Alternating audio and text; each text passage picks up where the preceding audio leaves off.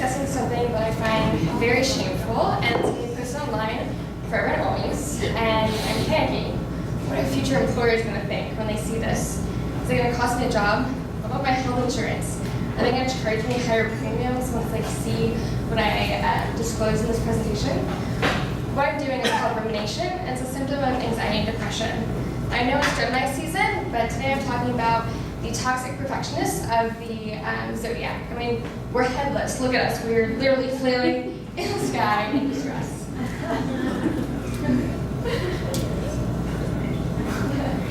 So talking about anxiety and depression through only images is kind of difficult because it's not like I'm snapping a selfie in the middle of a breakdown while I'm in the shower, right? So I've tried to keep this bad a little secret and hidden because I'm just so ashamed of it, even though I know it's so common. So I was healthy physically and mentally for the first 17 years of my life until I contracted a mysterious debilitating illness, which basically left me bedridden about 16 hours a day. I missed a lot of school, and my body was basically eating itself from the inside out. I was out of school more often than I was in school. No one could figure out what's wrong with me, though I did have one teacher go to my principal and say I was lying about being sick, and I actually had a secret cocaine problem that wasn't being addressed. This is saying that was not the case, but I still felt ashamed that everyone thought I was a liar or exaggerating. So for the first time, I was experiencing real failure, and it was happening in multiple aspects of my life, all simultaneously. I lost my good grades, my social life, my mobility, my autonomy. Then my grief took a weird turn. Suddenly I started crying on my closet floor because I wasn't allowed to go to school because there was nothing I could wear. It didn't really make any sense. So I despised myself for not snapping out of it, but I was sinking into self-hate. I was pressured to see a therapist and get on antidepressants. I resisted and resented all of it, anything that hinted that I was crazy or less than. My friend had to publicly shame me in the Starbucks before I agreed to try a baby dosage of Prozac. Eventually I was diagnosed with dysautonomia, which is basically where anything your body does involuntarily malfunctions. When I stand up, my blood pools in my feet. It doesn't fight gravity really well. My head and my lungs compete for oxygen, neither wins, and I end up fainting. Turns out having a brain that's deprived of oxygen and calories, not great for mental health. So with my physical symptoms managed, I made it through my first 3 years of college before I started spiraling again. The place glorified stress, and I couldn't keep up, so I adopted a new strategy of self-sabotage. If I didn't try and I failed, then I could blame it on the lack of effort, but if I tried and failed, then it confirmed my own inadequacy. I channeled my depression to weird art like this, but it wasn't enough. I had fallen into such a dark hole that I finally sought help. By pure chance, my roommate's therapist specialized in people with chronic health conditions. After 2 months, I took a medical leave of absence. I told her it was for physical health reasons because I was too ashamed to admit that I was mentally unstable. I was more open to talking, and I didn't hesitate to take the pills.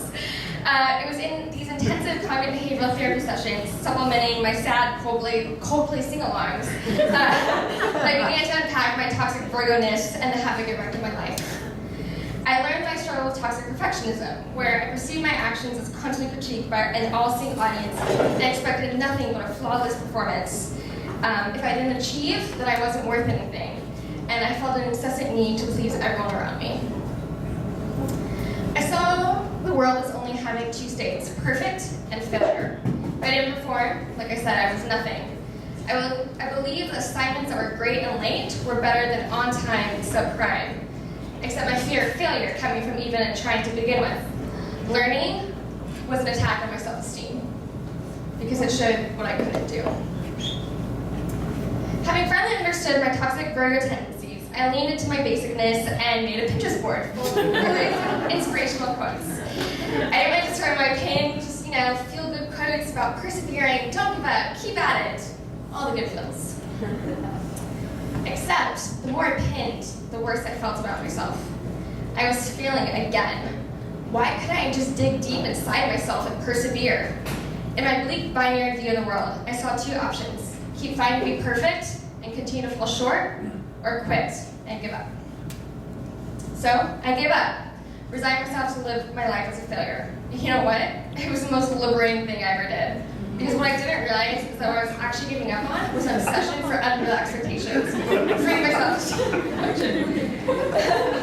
I still struggle with mental health and probably will for the rest of my life. But at least now I know that when I give up and stop fighting that perfection and give myself that space, things can be a lot better.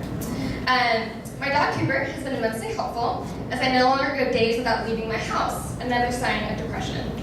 I've learned finally how to ask for help and resist the urge to hide it from friends and family members.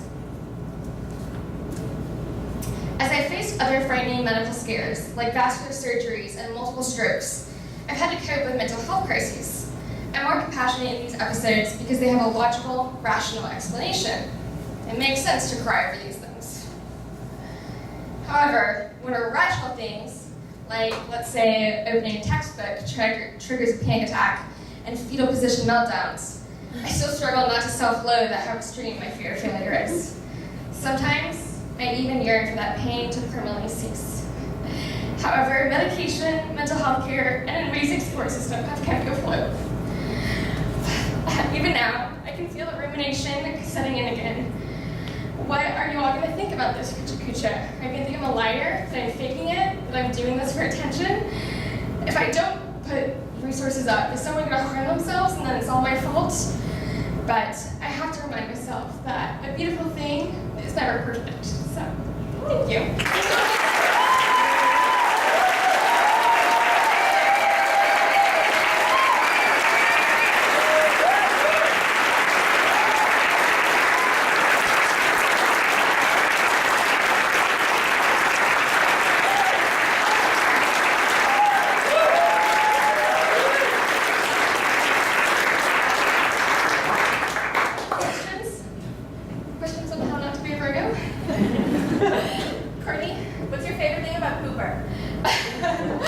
That he looks like a big dog that's been shrunk to puppy size and will always be puppy size for the rest of his life.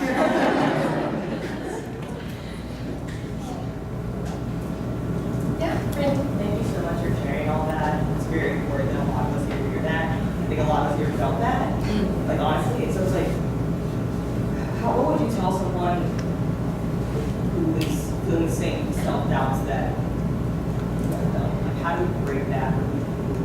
Are afraid to do that. I think the biggest breakthrough for me, kind of like I discussed, was this idea of giving up, which never gets talked about in the mental health discussion, which I understand, because especially for people who are on the brink of suicide, you don't want to say, give up, right? That's not the message. But for me, when I was, especially if you are like a perfectionist or feel the pressure of high achievement, you're in this binary world of perfection or failure. And so to just relieve that pressure of saying, I'm not going to try to be perfect, like, giving up on that was so liberating. And so even though it's terrifying, the fear of failure, you catastrophize, that's a therapy word, catastrophizing, you imagine all things that could go wrong. But giving up that perfection and meeting those high expectations, I would encourage someone first to get help, but also to try that because they may be pleasantly surprised at just how liberated they feel and not having to measure up to something. Do you see yourself being a spokesperson for your physical condition too? The one that nobody believed existed? Yes and no. I still struggle with it because it's an invisible disability and I still live, especially on Instagram, a very full life. So a lot of people are kind of skeptical, like, is there actually anything wrong with you? So that's still a mental health thing I'm working through. It's just because it's the idea of like not meeting people's expectations, not being perfect. People have the vision of what a disabled person looks like, and I don't meet that.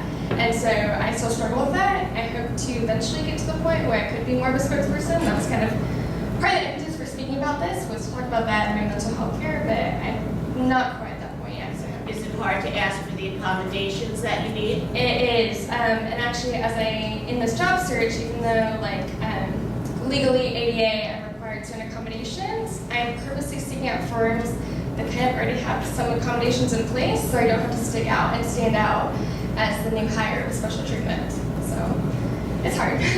But I also, like today, I couldn't have done this presentation standing the whole time. I would have not fainted, been horizontal on the floor.